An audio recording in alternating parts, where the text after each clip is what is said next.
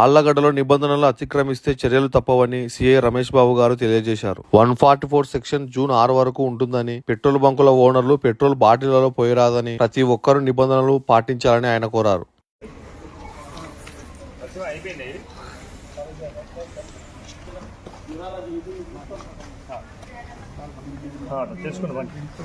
చాలా ఉన్నాయి.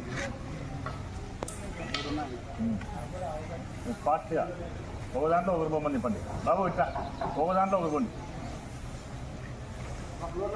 జూన్ 4వ తారీఖు ఎలక్షన్ కోడ్ ముగిసే వరకు ఎటువంటి డీజే వితౌట్ పర్మిషన్ లేకోకుండా డీజేలు లాంటివి ఉపయోగించడం కానీ, మైకులు ఉపయోగించడం కానీ చేయరాదని చెప్పి మేము ఇప్పటికే నోటీసులు జారీ చేసి ఉన్నాం. అలాగే పెట్రోల్ బంకుల్లో కూడా లూజ్గా పెట్రోల్ పోయొద్దని చెప్పి కూడా మేము వాళ్ళందరికీ పెట్రోల్ బంక్ వాళ్ళకి నోటీసులు జారీ చేసినాం. ఎందుకంటే శాంతి భద్రతల పరిరక్షణలో భాగంగా ఇవన్నీ చర్యలు తీసుకుంటున్నాం. అలాగే ప్రజలందరికీ